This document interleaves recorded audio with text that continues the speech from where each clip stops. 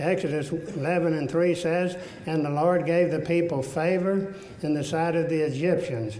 Moreover, the man Moses was very great in the land of Egypt, in the sight of Pharaoh's servants, and in the sight of the people." Number 4, favor number 4, and I could only find 10. Maybe you can find more, but 10 was all I could find. But favor produces increased assets, especially in the area of real estate. If we look at Deuteronomy 33:23 says, "And of Naphtali, he said, O Naphtali, satisfied with favor and full with the blessings of the Lord, possess that the west of the south." Favor number 5, favor produces great victories in the midst of great impossibilities. God made that so clear in Luke 1:37, you see. Joshua 11:20 says, For it was of the Lord to harden their hearts, that they should come against Israel in battle, that he might destroy them utterly, and they might have no favor, but that he might destroy them as the Lord commanded Moses to do. Praise God. Number 6, favor produces recognition, even when you seem the least likely to receive it. You know, I've had people tell me, well, I don't deserve all that God does for me. Well, if you don't, you better get on your knees and start praying and seeking God, because 1 Samuel 16:22 says, "And Saul sent to Jesse, saying, Let David, I pray thee, stand before me, for he has found favor in my sight." All you need to get along in this world is the favor of God, I tell you. Hallelujah.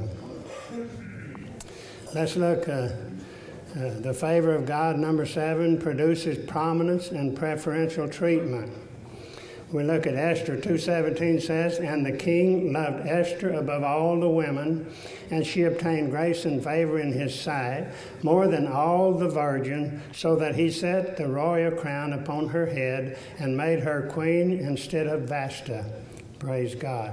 If you study Esther, and I like to read it, you'll see what favor is, I'm telling you. She was a very humble person, but God put favor upon her.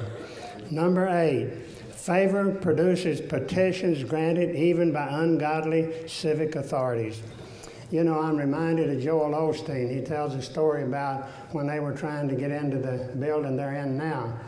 They had to have 100% of the votes, and only 9 of the city councilmen would vote to sell them the building. And they prayed and sought God and prayed and sought God, and it looked like there wasn't going to be anything happen, because that 10th person said, "Hell will freeze over before I sign that petition." Well, a very prominent lady who knew him got on the phone and called him and said, "You sign that petition. I watched that boy. I like that boy." And apparently he couldn't get to the courthouse fast enough to sign that petition. Folks, that's the favor of God.